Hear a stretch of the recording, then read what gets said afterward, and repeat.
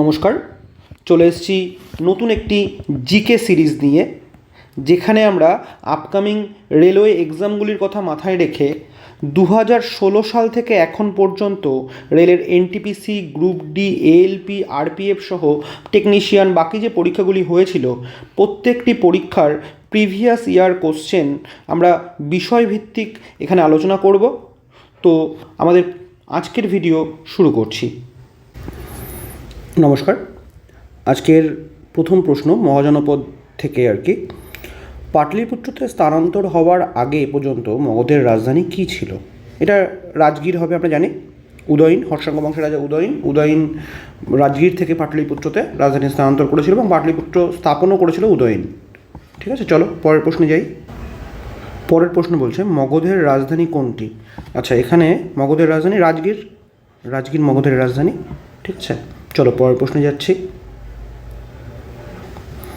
পরের প্রশ্ন, আচ্ছা আমি এখানে বলে রাখি, আমি আগের ভিডিওতে বলেছিলাম যে একই রকম প্রশ্ন থাকলে আমরা প্রশ্নগুলোকে স্কিপ করব। তো এর আগের কোশ্চেন নাম্বার যেটা 81, সেখানে একই প্রশ্ন ছিল যে মগধের রাজধানী উদয়ন থেকে পাটলিপুত্র, কোথা থেকে পাটলিপুত্র ট্রান্সফার করেছিল বা কোথা থেকে স্থানান্তরিত করেছিল। তো একই প্রশ্ন আমরা যেহেতু প্রথম প্রশ্নই করলাম, তাই ওটাকে স্কিপ করে গেলাম। ঠিক আছে, তো 82 নম্বর প্রশ্ন কী বলছে? আর্য সংস্কৃতির সর্বোচ্চ যুগে গাঙ্গেয় উপত্যকা জেলার সংখ্যা ছিল কয়টি? আচ্ছা, উত্তর হবে 16টি। হ্যাঁ, 16টি জেলা ছিল মোট গাঙ্গেয় উপত্যকায়। ঠিক আছে, চলো পরের প্রশ্নে যাই। 83 নম্বর প্রশ্ন, বিম্বিসার কোথাকার শাসক ছিলেন? এটা আমরা সবাই জানি, এটা হবে কি মগধের শাসক ছিলেন। ঠিক আছে, চলো পরের প্রশ্নে যাচ্ছি। 84 নম্বর প্রশ্নটা আমরা দেখি, বলছে অব্দ প্রাচীনকালে কী নামে পরিচিত ছিল? আচ্ছা, উত্তর হবে কোশল। ঠিক আছে, আমি জানি কাশী, কোশল আমাদের ষোড়শ মহাজনের মধ্যে পড়ে। মোট 16খানা মহাজনপদ ছিল, যেটাকে একসঙ্গে ষোড়শ মহাজনপদ বলে। আমি এই 16খানা মহাজনপদ মনে রাখার জন্য একটা শর্ট ট্রিক্স ইউজ করতাম।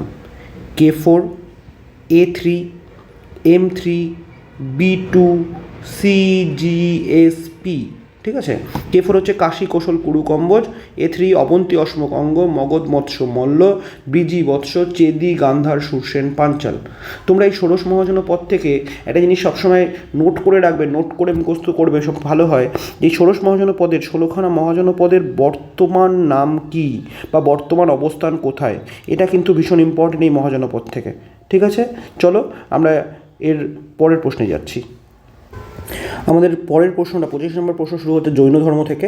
মহাজনপদ আমরা শেষ করলাম, জৈন ধর্ম থেকে শুরু হচ্ছে।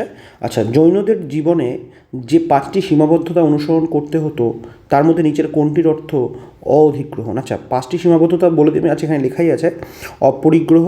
আচ্ছা, এটা রম্ভচর্য, এটা বানান, এটা টাইপে ভুল হয়েছে, এটা ব্রহ্মচর্য হবে। হ্যাঁ, ব্রহ্মচর্য হবে। যাই হোক, তো অপরিগ্রহ, ব্রহ্মচর্য, অস্থেয়। আচ্ছা, অস্থেরও আছে, এটা র না, এটা অন্তস্থ হবে, অস্থেয়। ঠিক আছে, অস্থেয়, অহিংসা। আচ্ছা, আরেকটা যেটা আছে সেটা আমি এখানে লিখে দিচ্ছি, সেটা হচ্ছে গিয়ে সত্য। মোট 5টা সীমাবদ্ধতাকে অনুসরণ করতে হতো বা করতে হয় আর কি। অপরিগ্রহ, ব্রহ্মচর্য, অস্থেয় এবং অহিংস। তো অপরিগ্রহ, এই অপরিগ্রহ কথার অর্থ হচ্ছে গিয়ে অসম্পত্তি বা সম্পত্তিতে লোভ না করা বা সম্পত্তি থেকে আসক্তি দূর করা, বস্তুগত সম্পত্তি থেকে আসক্তি না থাকা আর কি, অসম্পত্তি বা অপরিগ্রহ। ঠিক আছে, অধিগ্রহণ। ঠিক আছে, এটা আমাদের অ্যান্সার। আচ্ছা, ব্রহ্মচর্য মানে আমরা জানি। আচ্ছা, অস্থেয় মানে হচ্ছে কি চুরি না করা। হ্যাঁ, অস্থেয় যেটা বলছে সেটা হচ্ছে চুরি না করা। ঠিক আছে, অহিংস আর সত্যতা আমরা জানি। ঠিক আছে, চলো পরের প্রশ্নে যাচ্ছি।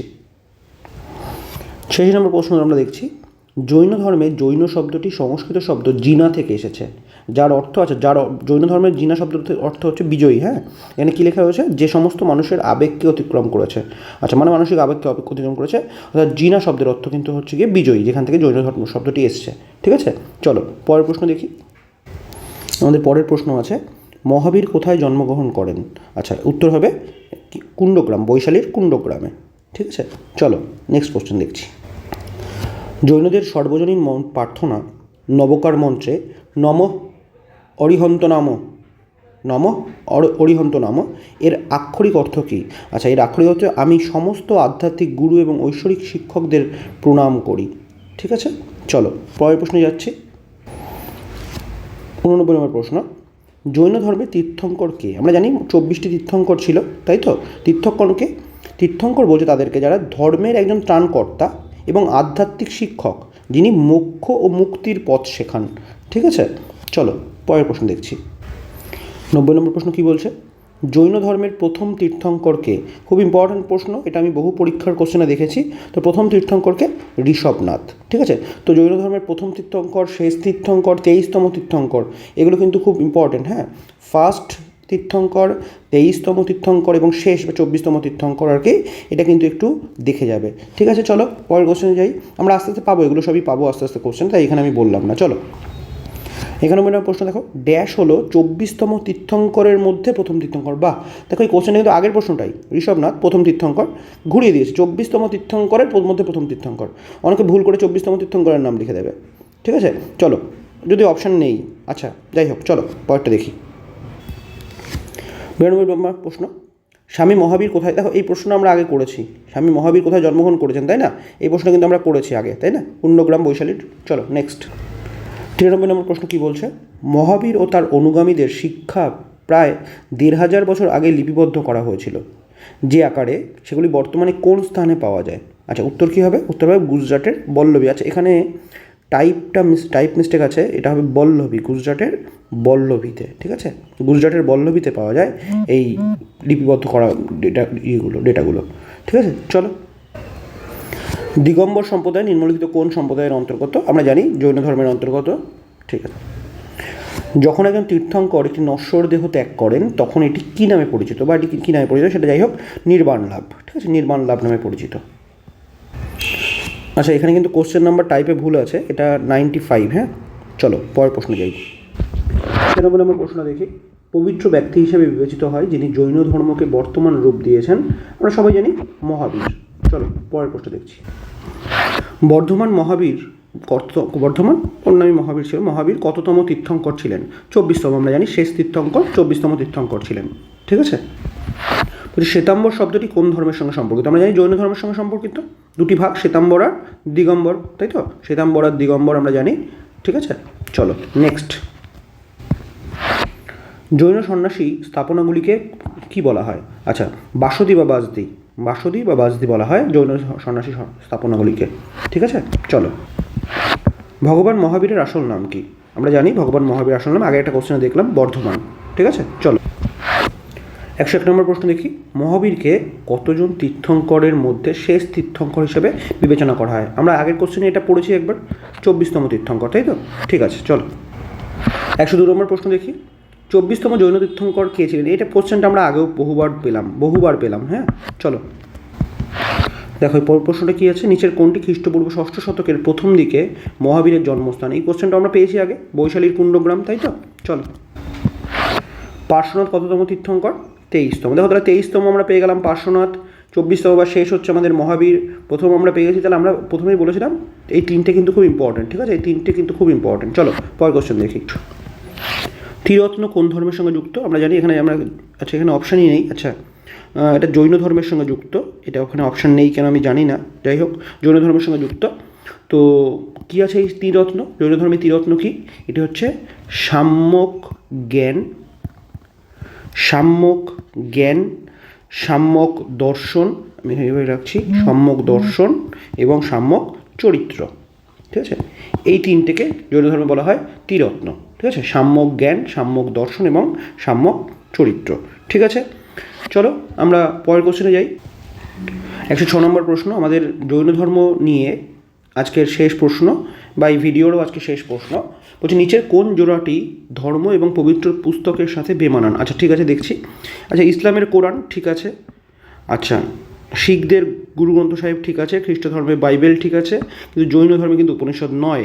জৈন ধর্মের যে ধর্মগ্রন্থ রয়েছে তার নাম আগম বলা হয়, পবিত্র ধর্মগ্রন্থ হিসেবে ধরা হয় যেটাকে, আগম বা অগমা, ঠিক আছে। চলো আমাদের ভিডিও আজকে আমরা এখানে শেষ করছি।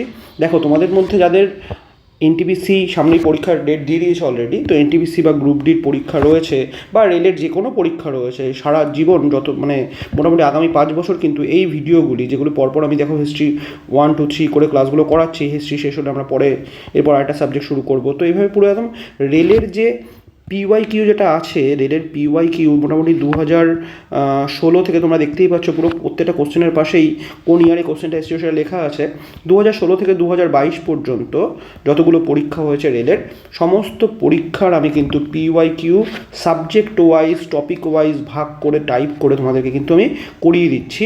বাংলায় আমার মনে হয় না আর কোথাও এরকম পাবে বলে, যাই হোক করতেই পারে কোনো না কোনো ইনস্টিটিউট, কোনো না কোনো ইউটিউব চ্যানেল করতেই পারে। তো তোমরা একটু দেখতে পারো, যাদের পরীক্ষা তাদের সঙ্গে শেয়ার করতে পারো, বা শুধুমাত্র রেল বলে নয়, যে কোনো পরীক্ষার জন্য, যে কোনো পরীক্ষার, হ্যাঁ, স্টেট গভর্নমেন্ট বা সেন্ট্রাল গভর্নমেন্টের SSC হোক, সেটা স্টাফ সিলেকশন কমিশন হোক, রেল হোক, হ্যাঁ, তোমার স্টেট গভর্নমেন্টের PSCর যে কোনো এক্সাম হোক, তুমি যে কোনো পরীক্ষার জন্য এটা কিন্তু খুব উপকারী হতে চলেছে। ঠিক আছে, ভীষণই উপকারী ভিডিও এটা হতে চলেছে।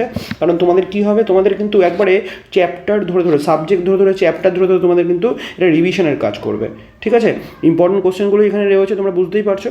তো আমরা বারবার বলবো যে এগুলোকে দেখো, রিভিশন করো, ঠিক আছে, এবং তোমাদের বন্ধুবান্ধবের সঙ্গে শেয়ার করে দাও।